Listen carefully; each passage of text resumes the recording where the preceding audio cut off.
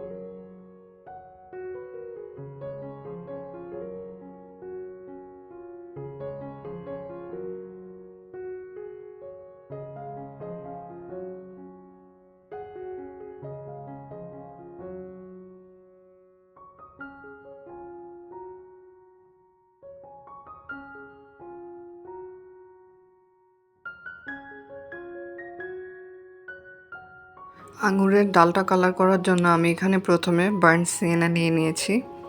আমি ডালের উপরের দিকের অর্ধেক অংশ বার্ন সিয়েনা দিয়ে কালার করে নিচ্ছি।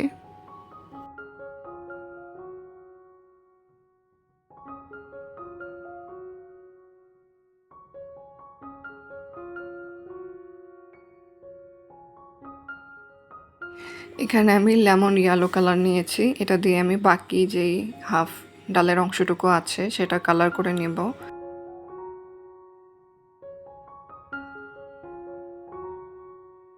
এখন আমি লেমন ইয়েলো আর বার্ন সিয়েনার মাঝের অংশটুকু ভালোভাবে ব্লেন্ড করে দিচ্ছি।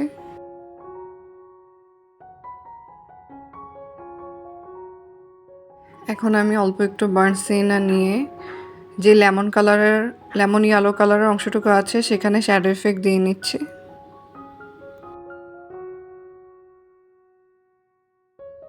এখানে আমি মিডিয়াম ইয়েলোর সাথে অল্প একটু মনাস্ট্রাল গ্রিন নিয়ে ভালোভাবে মিক্স করে নিচ্ছি। আমি প্রথমে যেই পাতাটা এঁকেছিলাম, আমার কাছে ছবির পাতার তুলনায় এই পাতার কালারটা অনেক বেশি ডিপ মনে হয়েছে। তো এই জন্য আমি আবার নতুনভাবে কালার মিক্স করে পাতাগুলো কালার করে নিচ্ছি, এবং এখানে মিডিয়াম ইয়েলোর পরিমাণ বেশি থাকবে এবং মনাস্ট্রাল গ্রিনের পরিমাণ কম থাকবে। মিডিয়াম ইয়েলোটা বেশি নিলে কি হবে, পাতাতে একটা ওয়ার্ম গ্রিন টোন আসবে।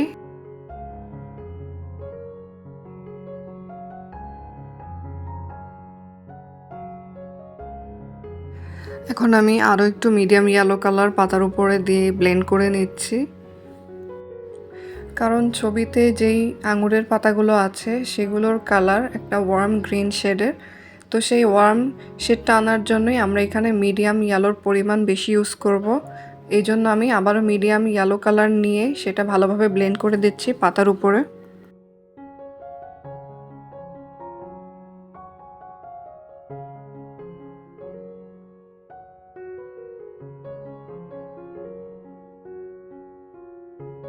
সেমভাবে আরেকটা যেই পাতা আছে সেটাও আমি কালার করে নেব।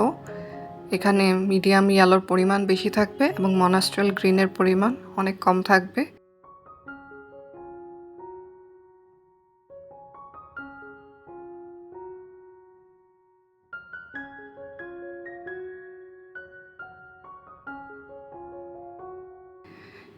দেখেন পাতাগুলো কিন্তু এখন দেখতে অনেকটাই ওয়ার্ম একটা গ্রিন কালারের শেডের মনে হচ্ছে।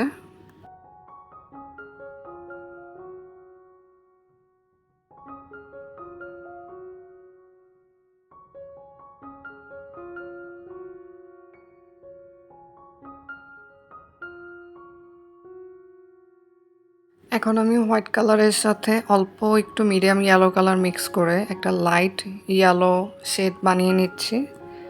এটা দিয়ে আমি পাতার উপরে যেই চিকন শিরাগুলো থাকে সেগুলো ডিটেলিংয়ের কাজ করব।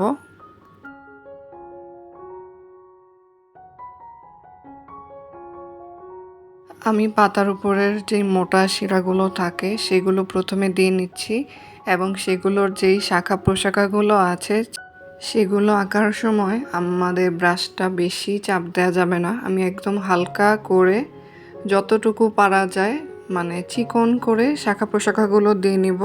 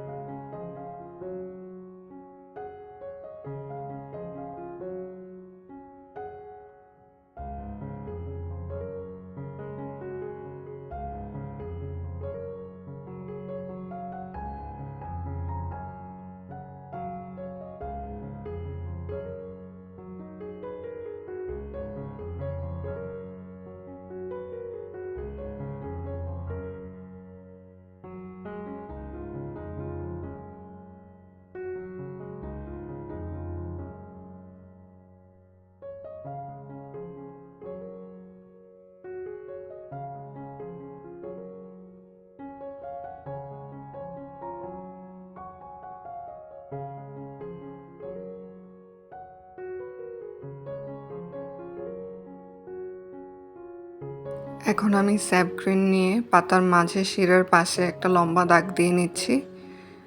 পাতার মাঝের যে শিরাটা এটার গভীরতা বোঝানোর জন্যই আমরা শিরার সাইডে একটা শ্যাডো ইফেক্ট দিয়েছি এই স্যাপ গ্রিন কালার দিয়ে, এবং পুরো পাতা জুড়ে যেই শাখা প্রশাখাগুলো রয়েছে সেগুলোর মাঝেও আমি স্যাপ গ্রিনটা দিয়ে নিচ্ছি।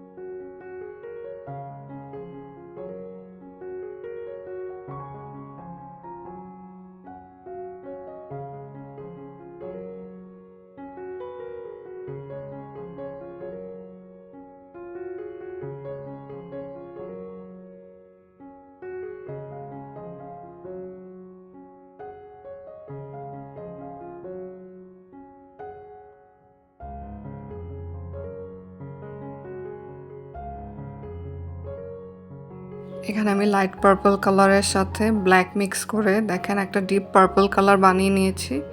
তো আঙ্গুরের নিচে শ্যাডো অ্যাপ্লাই করার ক্ষেত্রে আমরা প্রথমে এই ডিপ কালারটা দিয়ে নিব।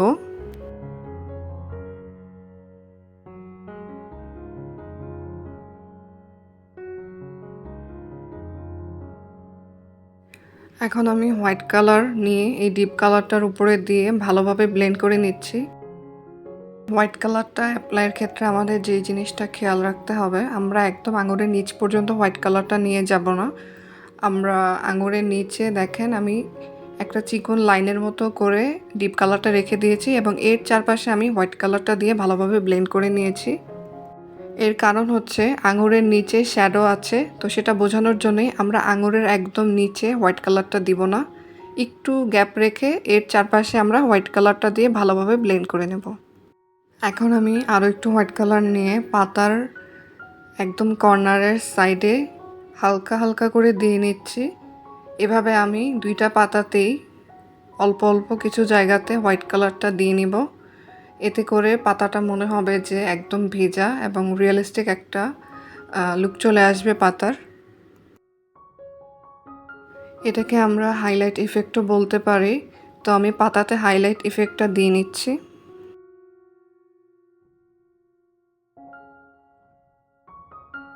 তো এই হচ্ছে আমাদের আঙ্গুরের ফাইনাল লুক। আশা করি সবার ভালো লেগেছে। তো আজকে এখানেই শেষ করছি। সবাই ভালো থাকবেন। আল্লাহ হাফেজ।